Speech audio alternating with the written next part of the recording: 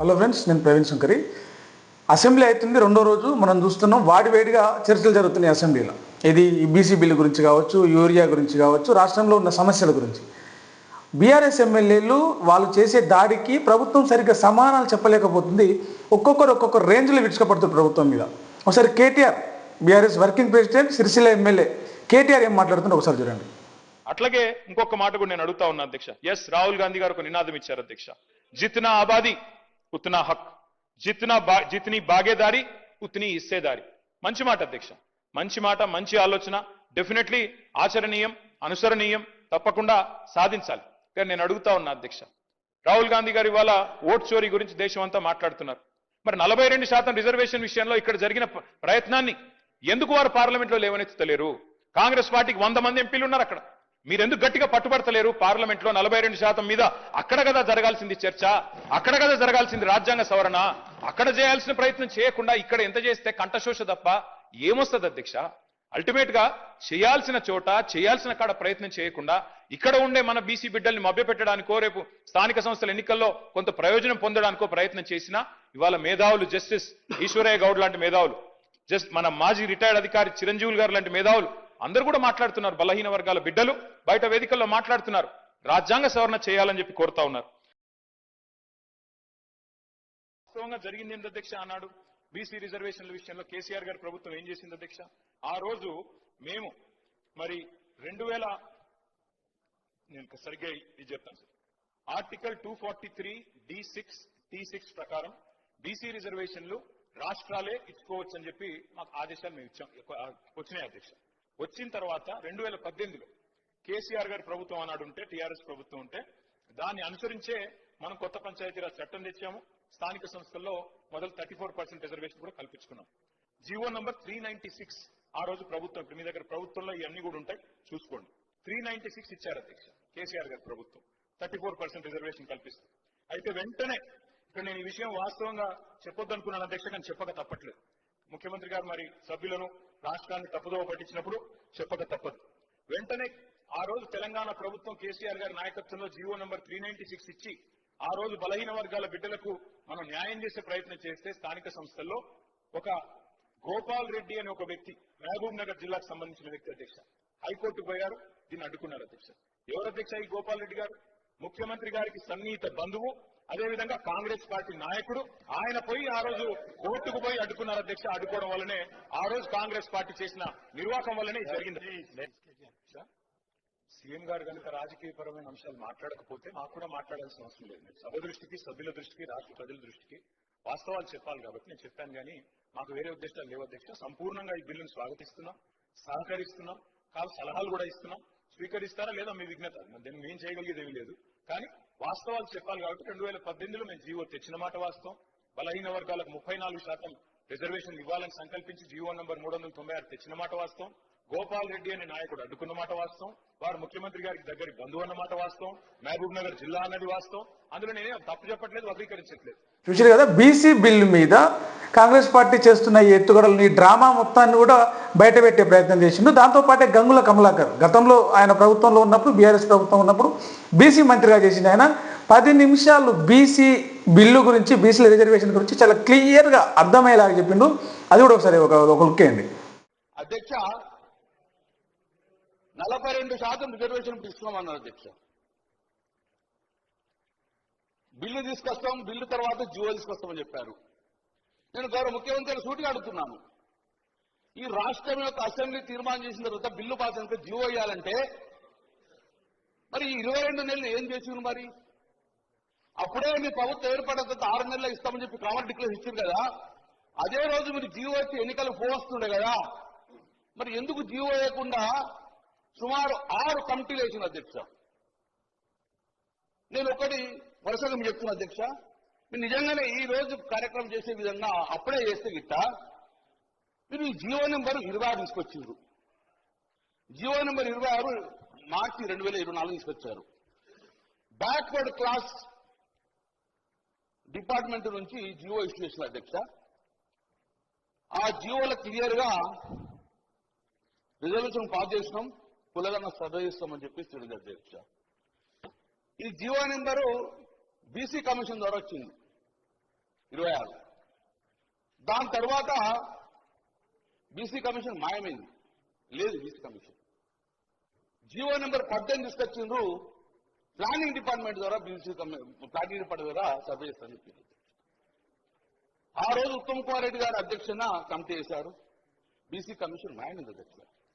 అది ఏదో తర్వాత నేను ఇవన్నీ ఎందుకు కోటి చెప్తున్నా అంటే సేమ్ ఇదే బీహార్లో జరిగింది కాబట్టి చెప్తున్నా అధ్యక్ష. మేము దయచేసి మేము రాజకీయంగా మాట్లాడుతున్నాం, మా సూచన పరిగణన తీసుకుంటే ఈ బిల్లు పాస్ అయ్యి రాజ్యాంగ పరంగా మన చిక్కులు లేకుండా 50 చిక్కులు కావాలని కోరుకున్న వ్యక్తిని మేము. కాబట్టి జీవో నెంబర్ 18 తీసుకొచ్చారు అధ్యక్ష. స్పీకర్ సార్, మేము clear on behalf our BRS party. ఈరోజు బీఆర్ఎస్ పార్టీ అంటే భారత రాష్ట్ర సమితి కాదు సార్, బహుజన రాష్ట్ర సమితిగా ఈరోజు పేదలు అంటున్నారు. కాబట్టి మేము చెప్తున్నాం సార్, మేమందరం ఒకటే అధ్యక్ష, ఈ బిల్లు పాస్ కావాలి, 41% బిల్లు రావాలంటే దయచేసి ఈ సూచనలు పాడండి. కానీ బిల్లు పాస్ చేసుకొని జీవో ఇచ్చేసుకొని ఎలక్షన్ పోతే న్యాయవస్థ చిక్కులు వస్తాయి. కాబట్టి న్యాయవస్థ చిక్కులు అవుతుంటే you have to follow the same Ambani Shankar గారు ఎట్లా చేస్తారో అలాగా ఫాలో చేయని చెప్పేసి నేను ప్రభుత్వం రిక్వెస్ట్ చేస్తున్నా. మా సూచనలు దయచేసి పరిగణలోకి తీసుకోండి. మా సూచనలు మీరు ఎట్టి పోస్టులో దాన్ని విమర్శగా భావించకండి. ఇది ఒక్క గంగుల కమలేష్ కాదు, కోట్లాది 2 కోట్ల మంది బీసీల యొక్క భవిష్యత్ తరము. మేము తప్పు చేస్తే మా భావితరానికి తప్పు జరుగుతాయి కాబట్టి మా భావితరానికి అన్యాయం కావద్దని చెప్పేసి మా అవకాశం. కాబట్టి భావితరానికి న్యాయం జరగాలంటే డెఫినెట్ గా ప్రొసీజర్ ఫాలో కావాలని చెప్పేసి నిజంగానే ప్రభుత్వం చిత్తశుద్ధి ఉంటే ఇదే ఫాలో కాండి. కానీ డెఫినెట్ గా జీవో ఇచ్చిన తర్వాత మేమేం చేయము, న్యాయవస్థ చిక్కు వచ్చిందని మాత్రము డెఫినెట్ గా కాంగ్రెస్ పార్టీ మూల్యం చెల్లించక తప్పని చెప్పడం మేము చెప్తాం. మున్సిపాలిటీలకు 2 ఏళ్ళుగా ఎలక్షన్లు చేయాలి, నిధులు లేవు, పరిపాలన ఇటు ఊర్లలో కావచ్చు, ఇటు కార్పొరేషన్లో కావచ్చు, మున్సిపాలిటీలో కావచ్చు, ఎక్కడికెక్కడ పాలన పడకేసింది. దాని మీద హరీష్ రావు మాట్లాడుతూ మున్సిపాలిటీలకు పైసలు లేకపోతే డెవలప్ ఎట్లయితుంది అని చెప్పేసి మాట్లాడిండు. హరీష్ రావు ఏం మాట్లాడిండు, ప్రభుత్వాన్ని కడిగేసిండు. ఒక్క నిమిషంలో ఏం మాట్లాడిండు మీరు చూడండి. అయితే నేను మంత్రి గారిని అడగాల్సింది, ఎందుకంటే ముఖ్యమంత్రి గారి దగ్గరనే ఈ శాఖ ఉంది. 22 నెలలైంది ఈ ప్రభుత్వం వచ్చి. పరిస్థితి ఏంటంటే ఎన్ని మున్సిపాలిటీలు ఏర్పాటు చేసినామన్నది ముఖ్యం కాదు, మున్సిపాలిటీలను ఎంత మేరకు అభివృద్ధి చేశాము, అసలు మున్సిపాలిటీలకు ఏమైనా నిధులు ఇస్తున్నారా లేదా. ఈ రోజు మున్సిపాలిటీల పరిస్థితి ఇక్కడ అందరూ ఆల్మోస్ట్ చాలా మంది ఎమ్మెల్యేలు మున్సిపాలిటీలు ఉన్నటువంటి వాళ్ళే ఉన్నారు. నేను నా సిద్దిపేట దగ్గర కూడా మున్సిపాలిటీ ఉంది, దాదాపు 1,20,000 ఓట్లు ఉంటాయి అధ్యక్ష. పరిస్థితి ఏంటంటే ఫాగింగ్ కు కూడా డబ్బులు లేని పరిస్థితి వచ్చింది అధ్యక్ష. గతంలో బీఆర్ఎస్ ప్రభుత్వం ఉన్నప్పుడు నెల పట్టణ ప్రగతి కింద ప్రతి నెల కూడా మున్సిపాలిటీలకు డబ్బులు ఇచ్చేవాళ్ళం. కానీ ఈ ప్రభుత్వం వచ్చిన తర్వాత పట్టణ ప్రగతి నిధులు ₹1 కూడా ఇవ్వడం లేదు. ఎన్నికలు జరగలేదని అటు ఫైనాన్స్ కమిషన్ డబ్బులు రావడం లేదు. కోరుట్ల ఎమ్మెల్యే ఆయన డాక్టర్ కాబట్టి ప్రజల ఆరోగ్యం, వైద్య వ్యవస్థ ఎట్లా ఉంది, హాస్పిటల్ సౌకర్యాలు ఏమున్నాయి, ఇవాళ నుంచి ఆరోగ్యశ్రీ బంద్ అయింది. 13,000 కోట్లు పెండింగ్లు ఉన్నాయి ఆరోగ్యశ్రీ బిల్లు అని చెప్పేసి ఆరోగ్యశ్రీ బంద్ పెట్టే ఇది ప్రైవేటు హాస్పిటల్లో నోటీసులు ఇచ్చినాయి. సో దాని మీద ప్రశ్నిస్తూ, ప్రభుత్వాన్ని ప్రశ్నిస్తూ కోరుట్ల ఎమ్మెల్యే డాక్టర్ సంజయ్ మాట్లాడి ఆయన మాట్లాడి ఒకసారి వినండి. బాధతో చెప్తా ఉన్నాను సార్, ఇవాళ పొద్దున్న నుండి ఆరోగ్యశ్రీ సేవలు బంద్ అయిపోయినాయి. మంత్రి గారికి తెలుసా విషయం. అధ్యక్ష, ఆ రోజు 5 లక్షలు 10 లక్షలు చేసినాం ఆరోగ్యశ్రీకి అని చెప్పి పెద్ద పెద్ద మాటలు మాట్లాడినాం సార్. మనం ఈ అసెంబ్లీలో కూడా మాట్లాడినాం అధ్యక్ష. కానీ అధ్యక్ష, 5 లక్షలది ₹1 చేసినామా, 5 లక్షలది 20 కోట్లు చేసినామా అనేది కాదు అధ్యక్ష. కనీస బిల్లు ఇవ్వట్లేదు.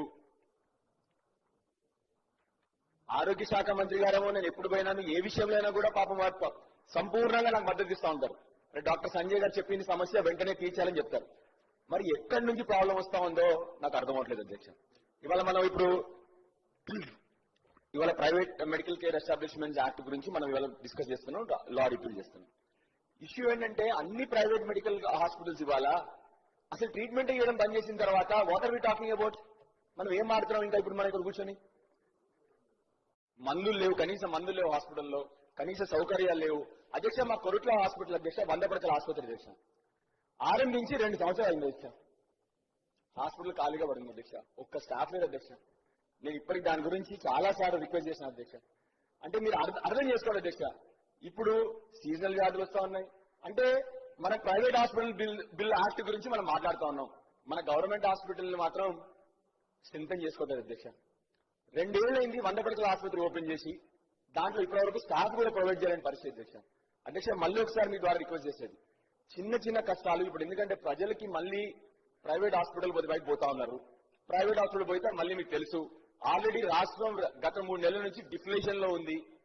రాష్ట్రంలో ఆదాయం పడిపోయింది, ప్రజల దగ్గర డబ్బులు లేవు. మళ్ళీ వాళ్ళందరినీ కూడా మనం ప్రైవేట్ హాస్పిటల్ పంపించే పరిస్థితి రాకూడదు అధ్యక్ష. దయచేసి వెంటనే గవర్నమెంట్ దీని మీద యాక్షన్ తీసుకోవాలని చెప్పి మీ ద్వారా ప్రభుత్వాన్ని రిక్వెస్ట్ చేస్తాను అధ్యక్ష. బీఆర్ఎస్ ఎమ్మెల్యేలు అసెంబ్లీలో దుమ్ము దులుపుతున్నారు, మాస్ బ్యాటింగ్, ప్రభుత్వానికి అసలు చెమటలు పట్టిస్తూ ఉన్నారు. ఇదంతా సమాధానాలు చెప్పలేక ముఖ్యమైన బీసీ బిల్లు ఇక్కడ చర్చ జరుగుతూ ఉంటే ఎక్కడో కేసీ వేణుగోపాల్ బుక్ లాంచింగ్ ప్రోగ్రామ్కి ముఖ్యమంత్రి వెళ్తాడు, మళ్ళీ సాయంత్రం 4 గంటల వరకు వస్తారని చెప్పేసి ఈ కాంగ్రెస్ పార్టీకి సంబంధించిన ప్రభుత్వం సోషల్ మీడియా అంతా ఇది చేస్తూ ఉంది. ప్రతిపక్షానికి సమాధానాలు చెప్పే ఇది లేదు. అసెంబ్లీ పెట్టిరు 2 రోజులు నడిపిస్తారని చెప్పేసి హరీష్ రావు గారు ఇంకోవైపు ఇది చేస్తూ ఉన్నారు. 2 రోజులు 15 రోజులు నడపాలని చెప్పేసి కేటీఆర్ డిమాండ్ చేస్తూ ఉన్నారు. చూద్దాం మరి 15 రోజులు నడుపుతారా, ప్రతిపక్షానికి సమాధానం చెప్తారా, తిప్పి కొడతారా? అసెంబ్లీ అయితే చాలా రసవత్తరంగా సాగుతుంది. ఇప్పటివరకు అయితే 2 రోజులు నిన్న అయితే ఓన్లీ సంతాప తీర్మానం పెట్టారు. ఇవాళ ఇప్పటివరకు జరిగిన అసెంబ్లీ సమావేశంలో మొత్తం అప్పర్ హ్యాండ్ బీఆర్ఎస్ పార్టీ ప్రతిపక్షానికి కనిపిస్తూ ఉంది.